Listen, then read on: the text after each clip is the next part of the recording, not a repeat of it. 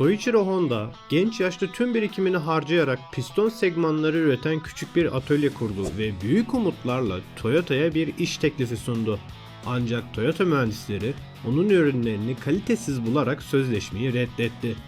Yılmadı, okula geri döndü ve tasarımını geliştirdi. Sonunda da Toyota'ya parça satmayı başardı. Ancak bu kez de 2. Dünya Savaşı'ndaki bombardımanlar ve hemen ardından yaşanan deprem fabrikasını yerle bir etti.